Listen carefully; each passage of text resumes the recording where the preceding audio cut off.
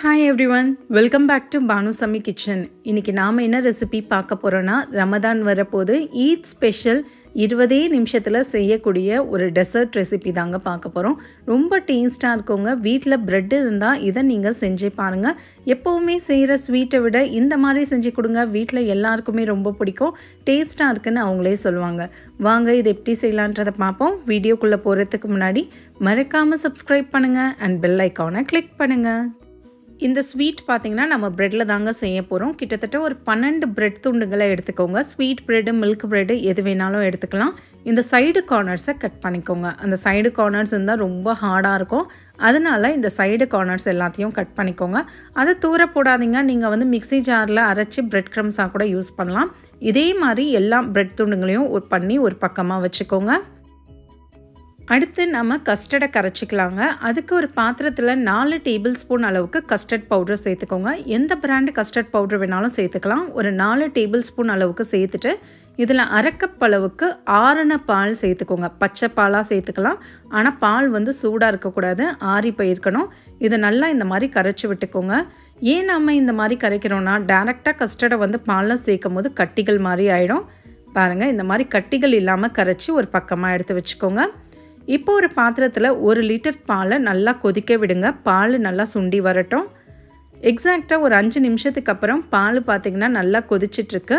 இந்த மாதிரி நல்லா தளன்னு கொதிக்கணுங்க. அதுக்கப்புறம் தான் நாம் இதில் கஸ்டர்ட் பவுடர் சேர்க்கணும். இப்போ நம்ம கரைச்சி வச்சுருந்த கஸ்டர்டை இதில் சேர்த்துட்டு அடுப்பு தீயை ஹை ஃப்ளேமில் வச்சுட்டு இதை கைவிடாமல் 2 நிமிஷம் கலந்து விட்டுட்டே இருங்க. அது ரொம்ப இம்பார்ட்டண்ட்டு. நீங்கள் கைவிடாமல் கிளறணும், இல்லைன்னா கீழே அடி பிடிச்சிரும், கட்டிகள் மாதிரி ஃபார்ம் ஆகிடும். 2 நிமிஷத்துக்கு அப்புறம் பார்த்தீங்கன்னா இந்த மாதிரி தாங்க நல்லா திக்காக இருக்கும். பாருங்கள், இந்த அளவுக்கு திக்காக இருக்கும் போது இதில் அரை கப் அளவுக்கு சர்க்கரை சேர்த்துக்கோங்க. இது கூட ஒரு 1/4 டீஸ்பூன் அளவுக்கு ஏலக்காய் தூள் சேர்த்துக்கோங்க. ஆப்ஷனல் தாங்க, நீங்கள் சேர்க்கணுன்னா சேர்த்துக்கலாம். ஏலக்காவை தட்டி கூட சேர்த்துக்கலாம். அடுப்பு தீயை லோ ஃப்ளேமில் வச்சுட்டு இதை 2லேருந்து 3 நிமிஷம் நல்லா திக்காகிற வரைக்கும் குக் பண்ணுங்கள். இதோடைய கலர் பார்த்தீங்கன்னா அப்படியே எல்லோ கலரில் சேஞ்ச் ஆகுங்க. பாருங்கள், இந்த அளவுக்கு நல்லா திக்காகணும். கரண்டியில் நீங்கள் எடுத்து பின்பக்கத்தில் ஒரு லைன் போட்டிங்கன்னா அந்த லைன் அப்படியே நிற்கணுங்க. ஒரு கோடு போட்டு அந்த கோடு அப்படியே நிற்கணும். அப்போ தான் கரெக்ட் கன்சிஸ்டன்சியில் இருக்குன்னு அர்த்தம். இப்போ அடுப்பை அணைச்சிடுங்க. இதை ஒரு பக்கமாக எடுத்து வச்சுருங்க. இப்போ ஒரு பாத்திரம் எடுத்துக்கோங்க. நீங்கள் எதில் செட் பண்ணணுன்னு நினைக்கிறீங்களோ அதில் வச்சுக்கோங்க. ஃபஸ்ட்டு பிரெட் துண்டுங்களை இந்த மாதிரி சேர்த்துக்கோங்க. நீங்கள் எந்த பாத்திரத்தில் வேணாலும் அடுக்கலாங்க. கிண்ணத்தில் கூட சேர்க்கலாம். கஸ்டர்டு ஆறி போய் சேர்க்கணுன்னு அவசியம் இல்லை. சூடாகவே நீங்கள் இதில் சேர்த்துக்கோங்க. ஃபஸ்ட்டு லேயரில் முழுசாக அந்த பிரெட் துண்டுங்களை கவர் பண்ணுற மாதிரி அந்த கஸ்டர்டை சேர்த்துக்கோங்க. இப்போ பார்த்தீங்கன்னா ஃபுல்லாக கவர் ஆகிடுச்சு. இதில் நடுவில் கொஞ்சமாக நான் முந்திரி பருப்பு, பாதாம், பிஸ்தா எது வேணாலும் சேர்த்துக்கலாங்க. இல்லை எதுவுமே சேர்க்காம கூட செய்யலாம். இப்போ மறுபடியும் நாம் எடுத்து வச்சுருந்த மிச்சம் இருக்கிற பிரெட் துண்டுங்களை இந்த மாதிரி மேலே சேர்த்துக்கோங்க. சைடு கார்னர்ஸ் எல்லாத்தையும் கவர் பண்ணிக்கோங்க. அப்போ தான் எடுக்கும் போது நல்லா வரும். குட்டி குட்டியாக கட் பண்ணிவிட்டு இந்த சைடு கார்னர்ஸ் எல்லாத்தையும் வச்சுருங்க. இப்போ மறுபடியும் மேலே நம்ம எடுத்து வச்சுருந்த கஸ்டர்டை இதை முழுசாக சேர்த்துக்கோங்க. கஸ்டர்டை ஃபுல்லாக போட்டு கவர் பண்ணிவிடுங்க. நம்ம பண்ண கஸ்டர்டு கரெக்டாக இதுக்கு செட் ஆகும். ஜாஸ்தியாலாவும் இருக்காது, நமக்கு எக்ஸ்ட்ராவும் இருக்காது. மிச்சம் இருக்கிற கஸ்டர்டு முழுசாவையும் இது மேலே போட்டு லெவல் பண்ணி விட்டுருங்க. இப்போ இதை ஃப்ரீசரில் ஒரு 10 நிமிஷம் அப்படியே வச்சுருங்க. 10 நிமிஷத்துக்கு அப்புறம் பார்ப்போம். இப்போ ஒரு பவுல் எடுத்துக்கோங்க. இதில் நான் க்ரீம் எடுத்திருக்கேன். டெலக்டா டெய்ரி க்ரீம். சப்போஸ் இது கிடச்சிதுன்னா இதை நீங்கள் சேர்த்துக்கலாம். இது இல்லை அப்படின்னா அமுல் க்ரீம் நமக்கு ஈஸியாக மார்க்கெட்டில் கிடைக்குது. அந்த அமுல் க்ரீமை இதில் சேர்த்துட்டு கிட்டத்தட்ட 200 ml இருக்கோங்க இந்த க்ரீமை. இது கூட ஒரு 3 டேபிள் ஸ்பூன் அளவுக்கு கண்டென்ஸ்டு மில்க்கு சேர்த்துக்கோங்க.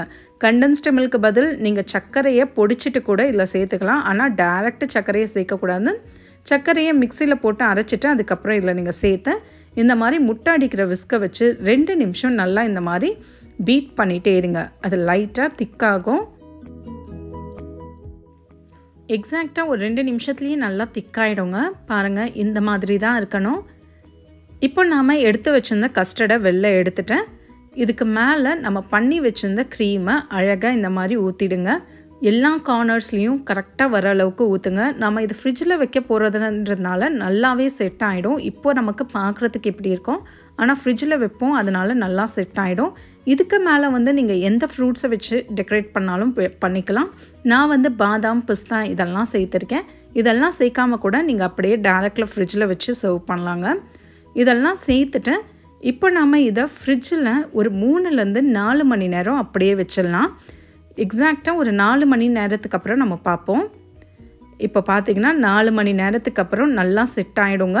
நீங்கள் எந்த அளவுக்கு ஃப்ரிட்ஜில் வைக்கிறீங்களோ அந்த அளவுக்கு இது நல்லா செட் ஆகிடும். நீங்கள் ஓவர் நைட்டு கூட க்ளோஸ் பண்ணி வச்சிடலாம். கட் பண்ணிவிட்டு இந்த மாதிரி எடுத்து சர்வ் பண்ணுங்கள். நீங்கள் ஐஸ்கிரீம் கேக் சாப்பிட்ற ஃபீல் இருக்குங்க. நீங்கள் இதே அளவுகளோடு ட்ரை பண்ணி சாப்பிட்டு பாருங்கள். நீங்களும் எனக்கு கமெண்ட்ஸில் அதான் சொல்வீங்க. வீட்டில் இந்த இஃப்தாருக்கு இந்த ஈத்க்கு இதை செஞ்சு கொடுங்க. எல்லாருக்குமே இது ரொம்ப பிடிக்கும். இதே அளவுகளோடு ட்ரை பண்ணி பார்த்துட்டு எப்படி வந்ததுன்றதை கமெண்ட்ஸில் சொல்லுங்கள். மறக்காமல் சப்ஸ்கிரைப் பண்ணுங்கள் அண்ட் பெல் ஐக்கானை கிளிக் பண்ணுங்கள். தேங்க்யூ ஃபார் வாட்சிங்.